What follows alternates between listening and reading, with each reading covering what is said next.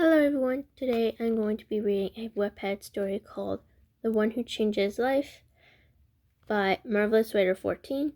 Now I would like to give a big shout out to her for letting me having her permission to read the story. If you would like to go to her channel, it is called Pan Writer. I think that's pretty much it. I think I'm going to just get started with the story.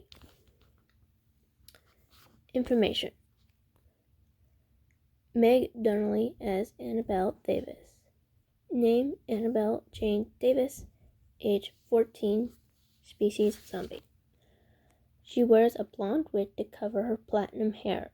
She also has scars on her arms and on her back. Disabilities: PTSD, ADD, anxiety, panic attacks, anxiety attacks. David Anders as Blaine DeBeers. The rest of the cast is the same. Playlist is Grow Up by Simple Plan. I don't want to be told to grow up, and I don't want to change. Just want to have fun. Fuck You by Lily Allen. Fuck you very, very much, because your words don't translate and it's getting quite late, so please don't stay in touch. Dead or Alive by Bon Jovi. I'm a cowboy, on a steel horse I ride. I'm wanted dead or alive. Heathens by 21 Pilots. All my friends are heathens. Take it slow. Wait for them to ask you who you know. Please don't make any sudden moves. You don't know half of the abuse.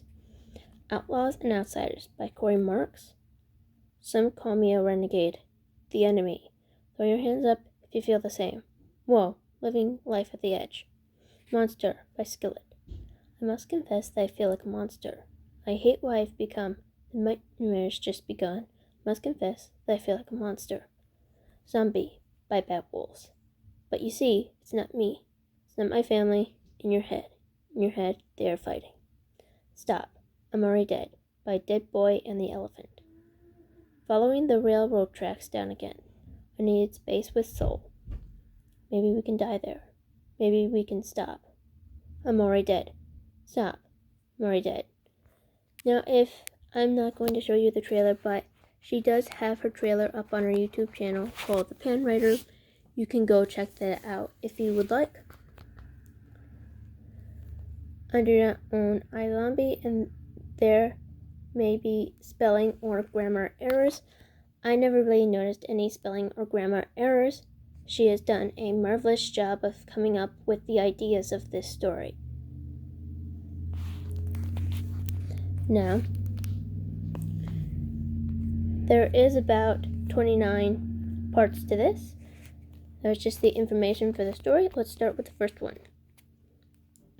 Davis, one of the guards said, making me look at the door of my cell, or room if you will. Put the cards away. You getting out, the guard said. I looked at him before I put the deck of cards back into the box. I got up from the floor before shoving the box into my pocket. I walked over to the door, since the box of cards is the only thing that I own that was allowed in my room, which I like to call my cell. The guard opened the door before he walked me out of the building towards the front gate. He opened the door and moved for me to walk past him. I looked at him before I walked into the box that is past that door. Once the door was closed, the guard on the other side of the front gate opened that door, gets me to the other side of the gate fence. I stepped out of the box. I followed that guard towards a building that is outside of the correctional facility. I walked into that building. On the table is the clothes that I was wearing when I got to the facility, along with the backpack that has everything that I own inside of it. I walked over to the table. The bathroom is over there. Change out of those clothes and change into the clothes that are on the table, the guard said. I looked at him before I grabbed the clothes that are stacked on the table for me to grab. I walked over to the bathroom, closing the door, locking me inside. I stripped out of my uniform. I made sure that the deck of cards were in my pants that I will be changing into. I put it in a bin that has other uniforms in it, then changed in the clothes that were the ones I was wearing when I got into the facility. This is a picture of the clothes.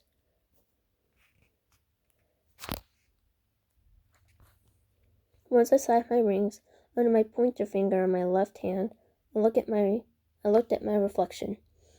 Leaving the facility isn't going to be the best thing for me. Try getting in contact with my social worker to see who's home. I'm going to go and live with.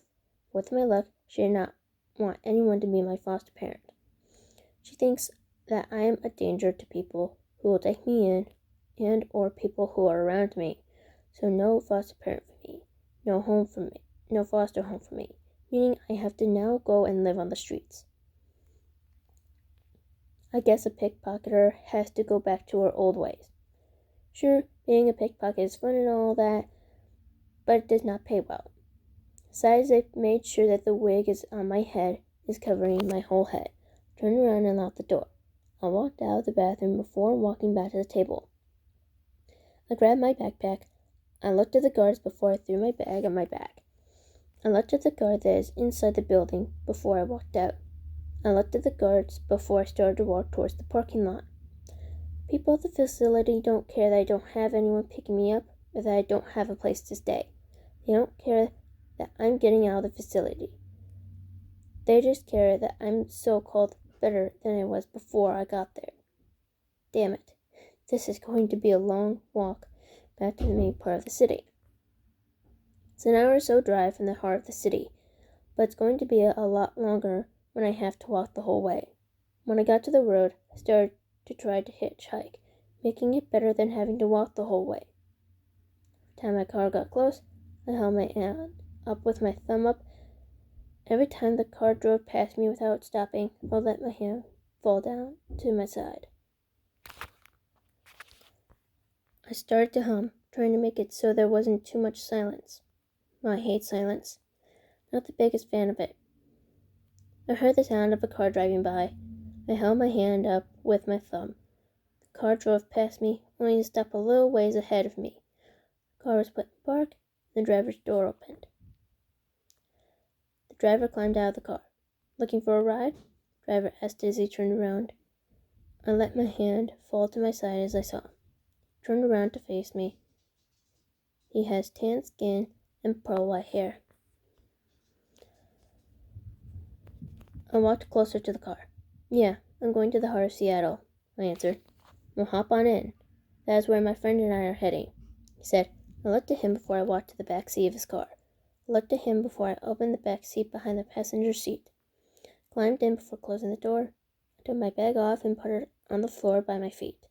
The driver climbed into the car, closed the door behind him. He locked the doors before he started to drive off. I checked to make sure that the child locks were off, which they were, so I relaxed a little bit, knowing that if things go sideways with hitchhiking with these men, I can just open the door and jump out. Now, how much jumping out would hurt?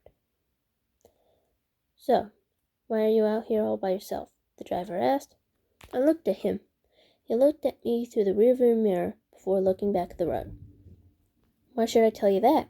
I asked him back. "I mean, you are just a stranger that is driving me to Seattle," I added. "Well, you are the one that got into a stranger's car," the driver said. "Well, it was that or walk for hours," I defended. "Well, are you going to answer my question?" the driver asked.